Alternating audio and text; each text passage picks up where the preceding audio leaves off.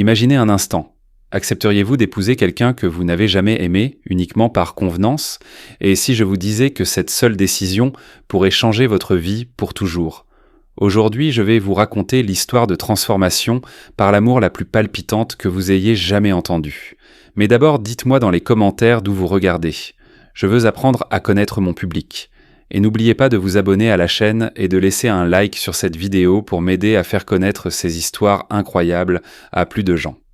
La mer à Buzios se brisait en rythme contre les rochers, alors que Beatriz Santos ajustait pour la 10e fois sa robe de chambre en soie blanche.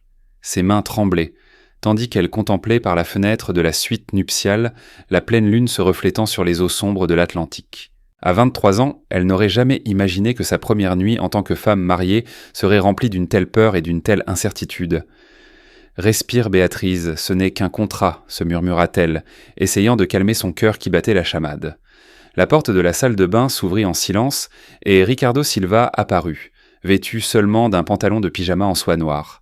Même à 42 ans, il possédait cette présence imposante qui avait fait de lui l'un des entrepreneurs les plus respectés de Rio de Janeiro. Ses cheveux sombres étaient parsemés de fils d'argent sur les tempes et ses yeux gris ressemblaient à 2 morceaux de granit poli. « Vous avez l'air nerveuse, dit-il, sa voix basse résonnant dans la suite silencieuse. Béatrice baissa les yeux, ses joues rougissant. « Je n'ai jamais quoi ?» Ricardo s'approche lentement, comme un prédateur étudiant sa proie. « Je n'ai jamais appartenu à personne », acheva-t-elle dans un murmure à peine audible. Ricardo s'arrêta net, les yeux écarquillés. Pendant tous les mois de négociation du mariage arrangé entre leurs familles, cette possibilité ne lui avait jamais traversé l'esprit. Dans son monde, les femmes de 23 ans conservaient rarement une telle innocence. « Êtes-vous en train de dire que… » Béatrice releva le menton, croisant son regard pour la première fois de la nuit. « Que je suis vierge ? Oui. Et je sais que cela ne fait pas partie de notre accord, mais… Arrêtez. » La voix de Ricardo fut plus tranchante qu'il ne l'avait voulu. Il passa une main dans ses cheveux et se dirigea vers le balcon. « Ce mariage est un arrangement calculé, Béatrice. Vous obtenez la sécurité financière, et j'obtiens une épouse convenable pour les événements sociaux. Nous n'avons pas besoin de compliquer les choses. » « Avec quoi ? La vérité ? » Béatrice se leva, sa robe de chambre tourbillonnant autour de ses jambes. « Je suis désolé de vous avoir déçu, Ricardo. Je sais que vous vous attendiez à une femme expérimentée qui rendrait cette nuit plus facile pour nous deux. » Ricardo se retourna brusquement et Béatrice vit quelque chose de nouveau vaciller dans ses yeux gris. Ce n'était pas de la déception, c'était quelque chose de bien plus troublant, de la vulnérabilité. « Vous ne me décevez pas, » dit-il en s'approchant à nouveau. « Vous m'effrayez. » « Je vous effraie ? Une femme comme vous ne devrait pas exister dans mon monde, Béatrice. Les femmes innocentes sont dangereuses pour les hommes comme moi. » Il tendit la main, touchant doucement son visage. Béatrice tressaillit à son contact, et Ricardo le remarqua. « Nous n'allons pas nous précipiter, » murmura-t-il. « Si cela doit être votre première fois, qu'elle soit inoubliable. » Et quand leurs lèvres se rencontrèrent enfin, Béatrice sut que sa vie avait changé pour toujours. Mais ce qu'elle ne savait pas, c'est que Ricardo Silva, un homme connu pour son cœur de pierre, avait également commencé à changer cette nuit-là sous le clair de lune de Buzios. L'aube apporta avec elle une gêne palpable. Béatrice se réveilla seule dans le très grand lit, la place à côté d'elle déjà froide. Les souvenirs de la nuit précédente inondèrent son esprit. Ricardo avait été étonnamment doux, presque révérencieux. Ses grandes mains calleuses avaient exploré chaque centimètre de sa peau avec une patience qu'elle n'attendait pas d'un homme connu pour sa cruauté en affaires. Mais maintenant, à la lumière du jour, elle se sentait exposée et vulnérable. Le bruit d'un clavier la conduisit au salon, où Ricardo, déjà vêtu d'un impeccable costume gris, travaillait sur son ordinateur portable. Il ne leva pas les yeux quand elle entra. « Bonjour », dit timidement Béatrice. « Bonjour. »« Bonjour », dit. « Le petit déjeuner est sur la table », répondit-il sans cesser de taper. Son ton formel et distant la frappa comme une gifle. Béatrice se versa du café en silence. La gêne grandissait à chaque seconde, jusqu'à ce qu'elle ne puisse plus la supporter. « Ricardo, à propos d'hier soir. »« Qu'y a-t-il à propos d'hier soir ?» Il leva enfin les yeux, son expression indéchiffrable. « Le regrettez-vous » Ricardo ferma son ordinateur portable d'un coup sec. « Regrettez quoi ? D'avoir rempli ma part du contrat ?» Les mots furent d'âge comme un poignard dans son cœur. Béatrice sentit les larmes lui piquer les yeux, mais elle refusa de les laisser couler. « Je vois », dit-elle en se levant de table. « Merci pour la clarification. » Elle se dirigea vers la chambre, mais la voix de Ricardo l'arrêta. « Béatrice, elle se retourna, une lueur d'espoir dans les yeux. Nous serons ici pendant 5 jours. Je suggère que nous utilisions ce temps pour établir les règles de notre cohabitation. Des règles ? Oui. En public, nous serons le couple parfait. Je vous traiterai avec respect et affection, et vous jouerez le rôle de l'épouse dévouée. En privé, fit-il une pause, nous garderons nos distances. Cela évitera des complications inutiles. Béatrice sentit son cœur se briser, mais elle garda le menton haut. Excellent. Après tout, ce n'était qu'un contrat, n'est-ce pas ? Ricardo la regarda partir, une sensation désagréable lui serrant la poitrine. Il avait passé sa vie à construire des murs autour de son cœur, et une seule nuit avec cette femme avait commencé à les démolir. C'était inacceptable. Il se retourna vers son ordinateur portable, mais les mots sur l'écran étaient bien flous. L'image de Béatrice de la nuit précédente, vulnérable, confiante, s'abandonnant complètement à lui, était gravée dans son esprit. « Merde » murmura-t-il en fermant les yeux. Dehors, les vagues continuèrent de se briser contre les rochers, rappel constant que certaines forces de la nature ne peuvent tout simplement pas être contrôlées. 3 jours passèrent, et la tension entre eux était presque palpable. Le jour, ils jouaient leur rôle à la perfection. L'entrepreneur à succès et sa jeune épouse, se promenant sur les plages de Buzios, dînant dans des restaurants avec vue sur la mer et posant pour des photos qui seraient publiées dans les chroniques mondaines. Mais la nuit, une fois les portes de la chambre fermées, la froideur de Ricardo revenait comme un mur infranchissable. Béatrice était sur le balcon à regarder le coucher du soleil quand elle entendit des pas derrière elle. « Vous admirez la vue ?» demanda Ricardo en la rejoignant. « C'est difficile de ne pas le faire, Mahambes, » répondit-elle sans le regarder. « Béatrice, je dois vous dire quelque chose. » Le ton de sa voix la fit se retourner. Ricardo s'agrippait à la balustrade du balcon, les jointures blanchies. « Mon premier mariage, commença-t-il d'une voix rauque, a duré 8 ans. 8 longues années pendant lesquelles j'ai cru vivre un conte de fées. » Béatrice s'approche, sentant que ses défenses commençaient enfin à céder. Elle s'appelait Déborah. Belle, intelligente, charmante, tout ce qu'un homme pouvait désirer chez une femme. Du moins, c'est ce que je pensais. Il laissa échapper un rire amer. Que s'est-il passé ? J'ai découvert qu'elle vendait des informations confidentielles sur mon entreprise à des concurrents. Pendant des années, elle a utilisé notre intimité, notre lit, pour extraire des secrets qui ont failli détruire mon empire. La douleur dans sa voix était tangible, et le cœur de Béatrice se serra pour lui. « Ricardo, je suis tellement désolé. » Il leva une main. « Laissez-moi finir. Quand je l'ai confrontée à sa trahison, elle m'a ri au nez. Elle m'a traité d'imbécile romantique et a dit que je lui avais facilité la tâche. Elle a dit qu'elle n'avait jamais ressenti que du dégoût en me touchant. » Béatrice déglutit difficilement, commençant à comprendre sa froideur. « C'est pour ça que vous avez proposé ce mariage arrangé, pour ne pas risquer d'être trahi à nouveau. » Exactement. Un contrat clair, sans sentiment impliqué. J'obtiens une femme pour les apparences et votre famille obtient la stabilité financière. Simple et net. Mais je suis arrivé et j'ai tout compliqué, dit Béatrice, une seule larme coulant sur sa joue. Ricardo se tourna vers elle, ses yeux gris brillant d'une intensité qu'elle n'avait jamais vue auparavant. Vous n'avez rien compliqué, Béatrice. Vous m'avez rappelé que je suis encore capable de ressentir et ça me terrifie. Avant qu'elle ne puisse répondre, le ciel se déchira dans un déluge de pluie. Ils coururent à l'intérieur, trempés et essoufflés. Alors qu'ils se regardaient, l'air entre eux changea. Le masque de froideur de Ricardo se brisa enfin. « Je ne peux plus faire semblant, » dit-il en comblant la distance entre eux. « Je ne peux plus rester loin de vous. » Quand il l'embrassa cette fois, c'était différent. Il n'y avait pas de tendresse calculée ni de passion contenue. C'était un pur mélange de désespoir, de peur et de désir, une combinaison explosive qui promettait de tout changer entre eux. C'était Yaor. La pluie continua toute la nuit, et pour la première fois depuis leur mariage, Ricardo resta dans la chambre principale. Béatrice se réveilla blottie dans ses bras, le son de sa respiration apaisant les peurs qui avaient étreint son cœur. « Tu es surréveillée, » dit-il, la voix rauque de sommeil. Elle se tourna pour lui faire face. « Tu vas encore t'enfuir ?»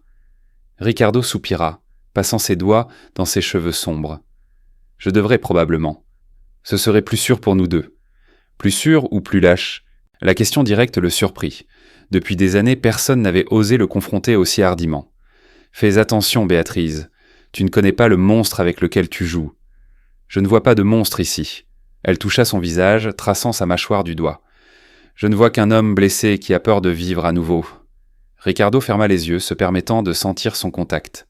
« Tu ne comprends pas. Je ne suis pas un homme bon, Béatrice. J'ai détruit des gens pour les affaires.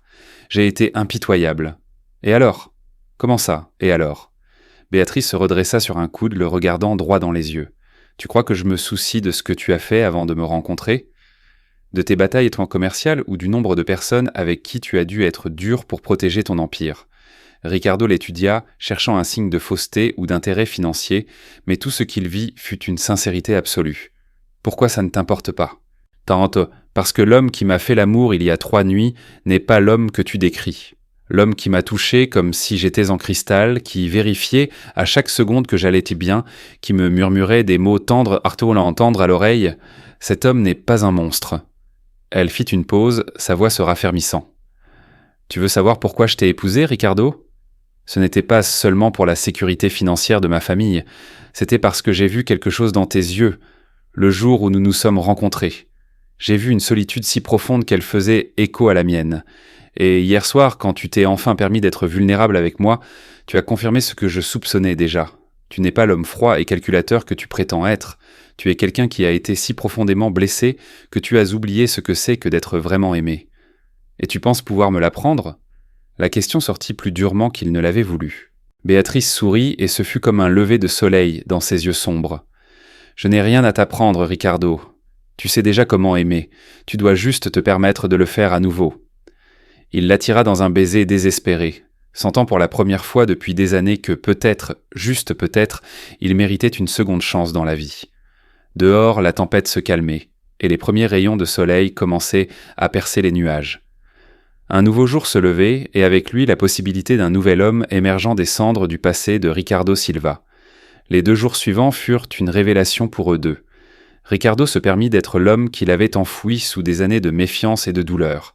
Il emmena Béatrice se promener sur la plage à l'aube, leurs pieds nus laissant des traces dans le sable humide, tandis qu'il lui parlait de ses rêves de jeunesse. « Tu voulais être écrivain ?» demanda Béatrice incrédule, alors qu'ils étaient assis sur un rocher surplombant l'océan. « Tu peux le croire ?» Ricardo rit, un son qu'elle commençait à aimer. « Pendant des années, j'ai écrit des histoires et des poèmes. J'en avais un tiroir plein. Qu'est-ce qui leur est arrivé? » Son expression s'assombrit légèrement. Déborah les a trouvés un jour et a tellement ri que j'ai eu honte. Elle a dit que c'était hanté des bêtises d'enfants de la part d'un homme qui ne devrait se soucier que d'argent. Tu les as encore? Non, j'ai tout brûlé après le divorce. Béatrice sentit une profonde douleur dans sa poitrine. Elle avait peur, dit-elle doucement. Peur de quoi? Peur que tu découvres que tu avais une âme sensible sous toute cette dureté. Les femmes comme elle se nourrissent de contrôle, et un homme capable de ressentir profondément est impossible à contrôler complètement. Ricardo resta longtemps silencieux, réfléchissant à ses paroles. « Tu me donnes envie d'écrire à nouveau, dit-il enfin. Béatrice sourit. « Alors écris. Écris sur une jeune fille aimante innocente qui a désarmé un dangereux entrepreneur avec un seul sourire. Ce serait une œuvre de fiction. C'est à toi de me le dire, dit-elle. Il l'embrassa alors, juste là sur le rocher, avec le vent salé fouettant leurs cheveux et le bruit des vagues pour bande sonore. Pour la première fois en 8 ans, Ricardo Silva se sentit vraiment vivant. Ce soir-là, lors d'un dîner intime sur la terrasse de leur suite, il prit sa main par-dessus la table. « Béatrice, quand nous retournerons à Rio, les choses seront différentes. La société, les affaires, les obligations, tout essaiera de nous séparer à nouveau. Et tu les laisseras faire ? Plus jamais, dit-il, l'intensité de sa voix la faisant frissonner. Tu as changé quelque chose de fondamental en moi, Béatrice. Tu m'as fait me souvenir de l'homme que je voulais être avant que le monde ne m'endurcisse. Et qui est cet homme ? Quelqu'un qui n'a pas peur d'aimer, quelqu'un qui protège ce qui lui est cher, quelqu'un qui construit, pas seulement qui détruit. » Des larmes de bonheur coulèrent sur le visage de Béatrice. « Cet homme a toujours été là, Ricardo. Il était juste caché. »« Promets-moi une chose, dit-il. Promets-moi de ne jamais nous abandonner, même quand je trébuche, quand mes vieilles habitudes reviennent. Promets-moi que tu continueras à te battre pour nous. »« Je te le promets, dit-elle en scellant sa promesse d'un baiser. » Sous le ciel étoilé de Buzios, 2 cœurs blessés commencèrent à guérir, découvrant que le véritable amour ne consiste pas seulement à trouver la bonne personne, mais à devenir les bonnes personnes l'une pour l'autre. Le retour à Rio de Janeiro apporta la pression étouffante de la réalité. Le manoir de Ricardo à Petropolis, avec ses jardins impeccables et son architecture majestueuse, ressemblait plus à un musée qu'à un foyer. Béatrice parcourait ces couloirs de marbre, se sentant petite et déplacée. « C'est si grand », murmura-t-elle en regardant le lustre de cristal du hall principal. « C'est dans ma famille depuis 3 générations, expliqua Ricardo, remarquant son malaise. Tu peux changer tout ce que tu veux. C'est ta maison maintenant aussi. » Pendant la première semaine, Ricardo essaya de maintenir l'affection qu'ils avaient cultivée à Buzios. Ils prenaient jamais le petit déjeuner ensemble et ils rentraient plus tôt du bureau pour dîner. Mais la pression de ses affaires commença à se faire sentir. Un soir, un appel de sa secrétaire, Marcia, interrompit leur repas. « Monsieur Silva, la réunion avec la délégation japonaise a été déplacée à aujourd'hui. »« Pas aujourd'hui, Marcia. Reportée à demain. »« Monsieur, ils repartent pour Tokyo demain matin. Si nous manquons cette réunion, nous perdons un contrat de 50 millions de dollars. » Béatrice vit le conflit dans les yeux de Ricardo. Elle lui toucha doucement le bras. « Vas-y. Je comprends. Tes affaires sont importantes. » Il hésita. « Je reviendrai dès que possible. » Il rentra à 2 heures du matin et trouva Béatrice en train de lire dans la bibliothèque. « Comment ça s'est passé ?» demanda-t-elle. « Nous avons eu le contrat, dit-il, mais il y avait une distance dans ses yeux qu'elle n'avait pas vue depuis Buzios. Béatrice, peut-être qu'il vaut mieux que nous maintenions certaines limites. Le monde des affaires est impitoyable. Je ne peux pas me permettre de distraction. Et je suis une distraction ? Une distraction dangereuse, admit-il. Alors c'est tout ? Dit-elle, la voix s'élevant. Une semaine de vie réelle et tu redeviens déjà cet homme froid ? Ce n'est pas ça, Béatrice, c'est juste que... Tu as peur, dit-elle en se levant et en fermant son livre. Tu as peur que si tu te laisses vraiment m'aimer, tu deviennes vulnérable, comme tu l'as été avec elle. Tout ça, c'est à cause de Déborah. Elle est peut-être sortie de ta vie, Ricardo, mais elle contrôle encore chacune de tes décisions. Ricardo resta silencieux, abasourdi par la vérité de ses paroles. « Bonne nuit, Ricardo, » dit Béatrice en passant devant lui. « Quand tu auras décidé si tu veux être l'homme que j'ai connu à Buzios ou la marionnette qu'elle a fait de toi, fais-le-moi savoir. » Elle le laissa seul dans la bibliothèque, contraint de faire face aux fantômes de son passé. 3 semaines tendues passèrent. Ricardo se plongea dans le travail, tandis que Béatrice essayait de trouver sa place dans son monde. Puis, un jeudi matin, elle se réveilla avec une vague de nausées.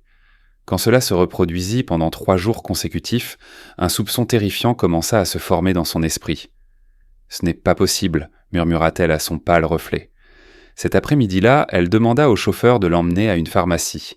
Ses mains tremblèrent en achetant le test de grossesse. De retour au manoir, elle s'enferma dans la salle de bain. Les 3 minutes d'attente semblèrent durer 3 heures. 2 lignes roses. Positif. Béatrice s'assit sur le bord de la baignoire, le test tremblant dans ses mains. Un bébé. Elle attendait un bébé de Ricardo Silva, un homme qui lui avait à peine adressé une parole civile ces dernières semaines. Juste à ce moment-là, elle entendit la porte d'entrée se fermer. Ricardo était rentré plus tôt. Elle cacha le test et descendit. « Tu es rentré tôt, » dit-elle en essayant de garder une voix calme. « J'ai annulé ma dernière réunion. » Il l'étudia attentivement. « Tu es pâle. Tu te sens bien ? » ?»« Je vais bien. » Le mensonge sortit trop vite. « Tu me mens, » dit-il en s'approchant. « Qu'est-ce qui se passe ?» Béatrice prit une profonde inspiration. « Ricardo, je suis enceinte. » Le silence qui suivit fut assourdissant. Ricardo se tenait là comme une statue, ses yeux gris traitant l'information. « Enceinte, répéta-t-il, comme pour tester le mot. « Oui, ça a dû arriver à Buzios. Je sais que ça change tout, mais je veux que tu saches que je n'ai jamais eu l'intention de... »« Arrête, dit-il, sa voix plus douce cette fois. Il leva une main. « Penses-tu vraiment que je croirais que tu as planifié ça ? Crois-tu vraiment que je suis capable de penser si mal de toi ?» Des larmes se mirent à couler sur son visage. « Je ne sais plus quoi penser, Ricardo. Tu construis des murs entre nous chaque fois que nous nous rapprochons. » Il s'approcha d'elle lentement. « Tu portes mon enfant, » dit-il avec une étrange révérence dans la voix. « Notre enfant, corrigea-t-elle. « Notre enfant, répéta-t-il. Pour la première fois depuis des semaines, elle vit l'homme de Buzios briller dans ses yeux. Il l'enlaça, et Béatrice sut que, quelles que soient les peurs et les incertitudes à venir, ils y feraient face ensemble. La nouvelle de la grossesse provoqua un changement radical chez Ricardo.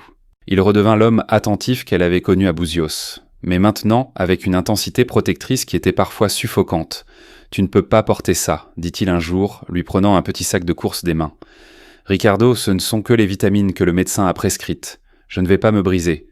Mais si tu trébuches, et si tu te surmènes... » Béatrice rit en lui touchant le visage. « Alors tu seras là pour me rattraper, n'est-ce pas ?» Sa confiance simple et inébranlable en lui le cloua sur place. « Pourquoi crois-tu encore en moi ?» demanda-t-il, la voix chargée d'émotion.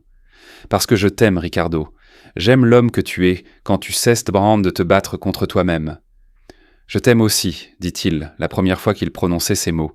Je t'aime tellement que ça me terrifie, parce que maintenant, ce n'est pas seulement moi que je pourrais perdre, c'est toute notre famille.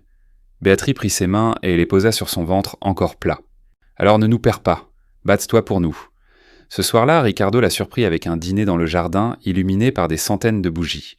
Pendant le repas laissant, il parla avec enthousiasme de ses projets pour le bébé. « Ricardo, l'interrompit-elle doucement, tu planifies tout, mais tu ne m'as pas demandé comment je me sentais à l'idée de devenir mère. » Il s'arrêta, réalisant qu'il essayait à nouveau de tout contrôler. « Comment te sens-tu, hein, demanda-t-il. « Terrifié, admit-elle. Et si je ne suis pas une bonne mère ? Impossible, dit-il aussitôt. J'ai vu comment tu as pris soin de moi quand je ne pensais pas être digne de soins. Je t'ai vu te battre pour nous quand j'étais prêt à abandonner. Une femme capable d'aimer un homme aussi compliqué que moi sera une mère exceptionnelle. » Des larmes de joie brillèrent dans ses yeux. « Tu as peur, toi aussi ?» demanda-t-elle. « Mortellement, avoua-t-il. »« On sera... Mais je suis aussi plus heureux que je n'aurais jamais cru pouvoir l'être. Tu m'as donné plus que de l'amour, Béatrice. Tu m'as donné une chance de devenir l'homme que j'ai toujours voulu être. Un père, un mari. Un homme qui construit un foyer, pas seulement un empire. » Elle se leva et fit le tour de la table pour s'asseoir sur ses genoux. « Je t'aime, Ricardo Silva, et j'aimerai notre enfant. »« Notre enfant !» répéta-t-il avec émerveillement. « Nous sommes une famille maintenant. » Entourés par le parfum des fleurs et la lueur des bougies, ils scellèrent leur engagement de construire non seulement un mariage, mais un foyer rempli d'amour et d'espoir. Leur premier événement social après l'annonce de la grossesse fut une épreuve du feu. Le bal de charité rassembla la crème de la société brésilienne, et Béatrice savait qu'elle serait jugée par les yeux les plus critiques du pays. « Tu es magnifique !» dit Ricardo en ajustant un collier de diamants à son cou. « Oh, je suis nerveuse, avoua-t-elle. Tu sais ce qu'ils vont chuchoter, que je suis tombée enceinte exprès pour assurer ma place dans ta vie. Laisse-les parler, dit-il en lui prenant le visage entre les mains. Je connais la vérité. Tu connais la vérité, rien d'autre n'a d'importance. » Mais en entrant dans la grande salle de bal, elle sentit le poids de leurs regards. Les conversations s'arrêtaient à leur passage. « Ricardo, quelle surprise !» Clarisse Monteiro, une reine de la société carioca, s'approcha avec un sourire qui n'atteignait pas ses yeux. « Et voici votre jeune épouse, Béatrice. Il paraît que vous avez une nouvelle à fêter. » Son regard glissa vers le ventre de Béatrice. « Nous sommes très heureux, » répondit Ricardo en serrant Béatrice plus près de lui. « Comme c'est romantique, un bébé de lune de miel, » dit Clarisse, son ton empreint de venin. Béatrice sentit son sang bouillir, mais garda son sourire. « La nature a son propre calendrier, n'est-ce pas ?» répondit-elle avec élégance. Pendant le dîner, elle entendit des bribes de conversation. Si jeune et déjà enceinte, et au moins elle a réussi à assurer l'héritage. Plus tard, alors que les femmes se rassemblaient sur la terrasse, la confrontation inévitable eut lieu. « Béatrice, ma chère, » dit Valeria Sarmento, l'épouse d'un banquier, « vous devez être si heureuse d'avoir réussi à tomber enceinte si rapidement. La pression pour produire un héritier devait être immense. » Plusieurs femmes ricanèrent. Béatrice sentit la colère monter en elle. Elle se leva. « Je suis désolée de vous décevoir, » dit-elle d'une voix claire et assurée. « Mais mon mariage n'est pas un contrat, il est basé sur l'amour, quelque chose que certaines d'entre vous ne reconnaissent peut-être plus. » Un silence glacial s'installa. Et quant à la pression de produire un héritier, continua Béatrice avec un doux sourire, je peux vous assurer que Ricardo et moi n'avons besoin d'aucune pression pour être intimes. En fait, il est difficile de le garder loin de moi. Les visages choqués des femmes furent une récompense suffisante. Béatrice s'excusa et s'éloigna, laissant derrière elle un murmure scandalisé.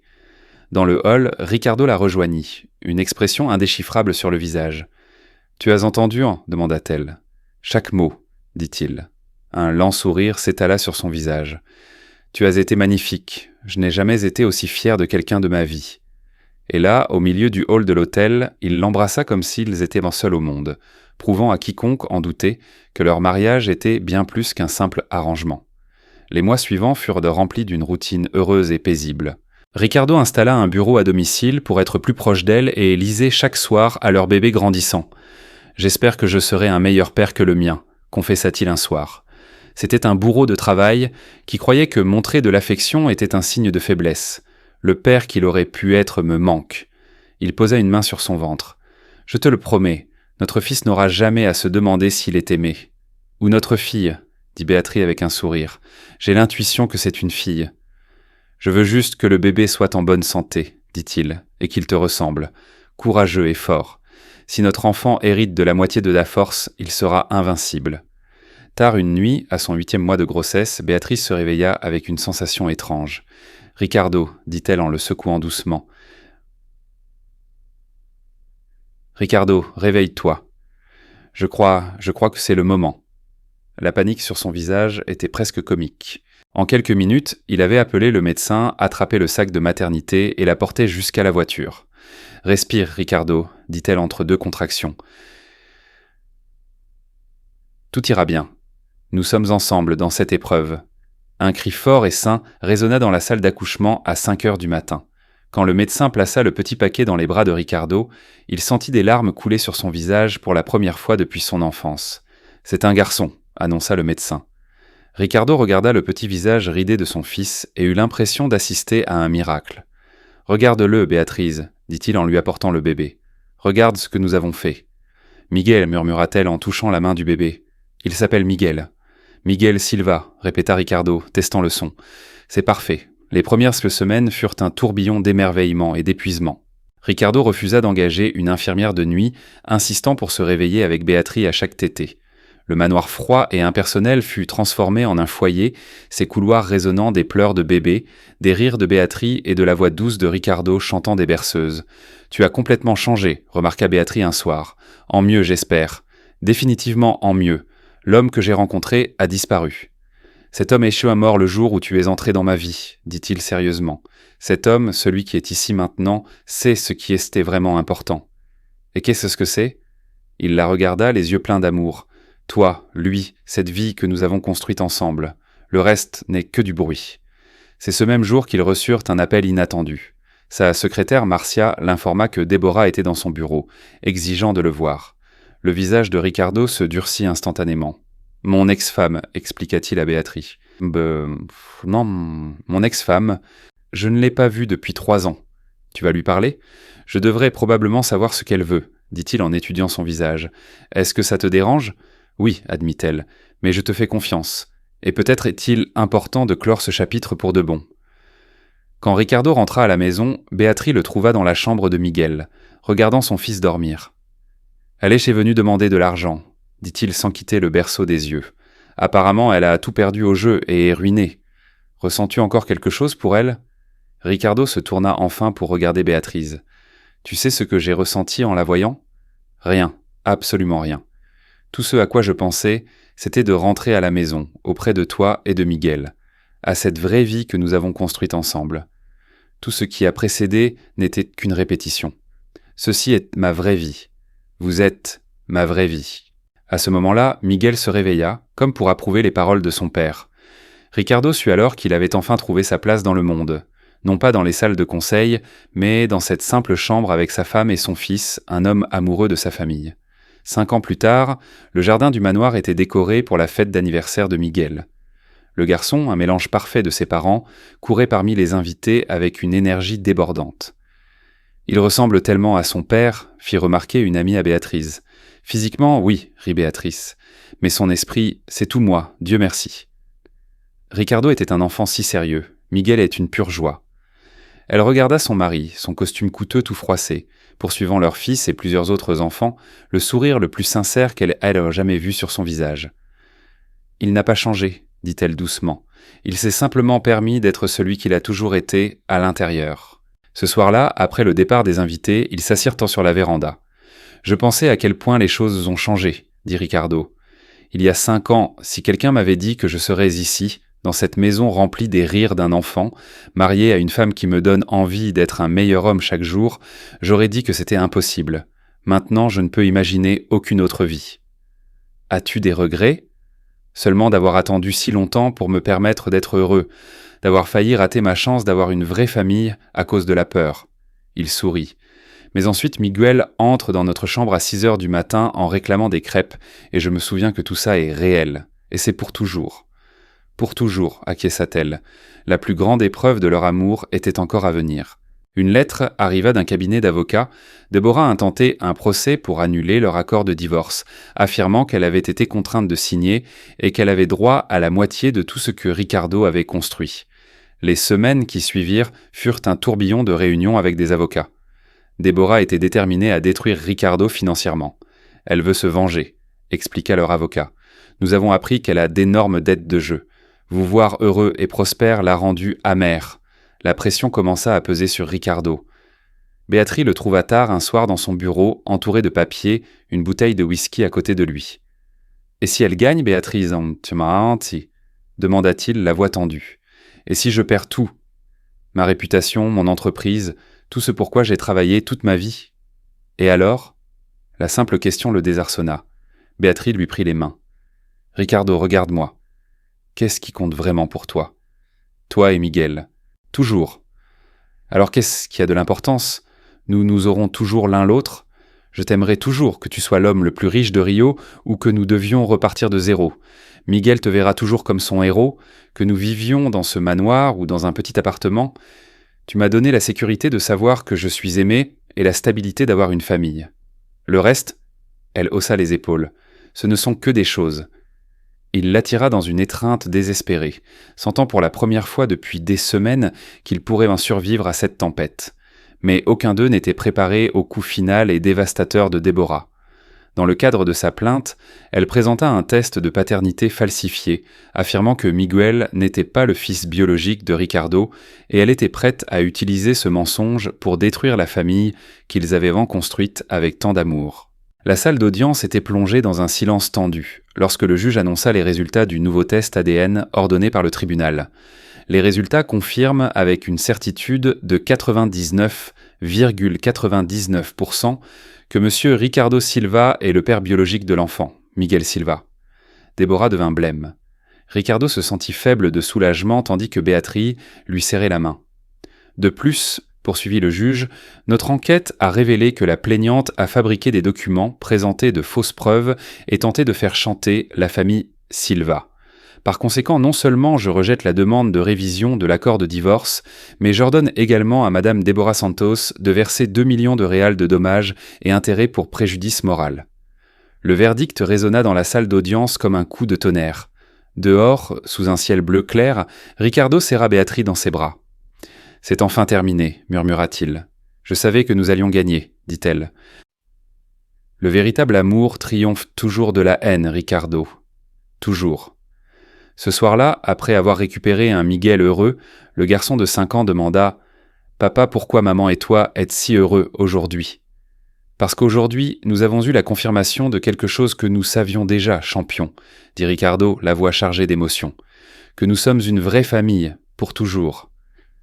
N'étions-nous pas déjà une famille ? Demanda Miguel. Si, nous l'étions, dit Béatrice en les rejoignant sur le canapé.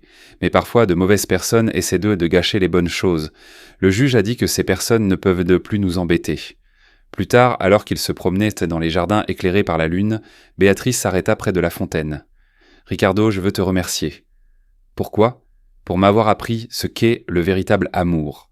Pour m'avoir montré que les contes de fées peuvent devenir réalité, même quand ils commencent peut-être par un contrat. » Il lui prit les mains. « C'est moi qui devrais te remercier. Tu m'as sauvé, Béatrice. Tu m'as sauvé d'une vie vide, d'un cœur de pierre et d'un avenir de solitude. Nous nous sommes sauvés l'un l'autre ensemble, corrigea-t-elle, et maintenant nous avons toute la vie devant nous. » Elle sourit mystérieusement et posa la main de Ricardo sur son ventre encore plat. « Parce que Miguel va avoir un petit frère ou une petite sœur dans quelques mois. » Ricardo se figea un instant, puis un sourire si radieux qu'il semblait avoir avalé le soleil illumina son visage. Il la souleva de terre, la faisant tourner dans les airs en criant de joie. Les larmes de bonheur aux yeux, il la reposa et l'embrassa passionnément. « Comment est-il possible d'être aussi heureux ? Demanda-t-il. « C'est facile, répondit-elle, quand tu trouves la bonne personne et que tu te permets d'aimer sans peur. » 10 ans plus tard, assis sur cette même véranda, entouré des rires de Miguel et de sa petite sœur, Sofia, Ricardo et Béatrice se regardaient en toujours avec le même amour passionné qu'ils avaient ressenti lors de leur première nuit à Buzios. car certaines personnes ont la chance de trouver non seulement l'amour de leur vie, mais aussi la vie dans leur amour, vivant heureux pour toujours, comme dans les meilleurs contes de fées qui se réalisent lorsque deux âmes courageuses décident de tout miser sur le pouvoir transformateur du véritable amour.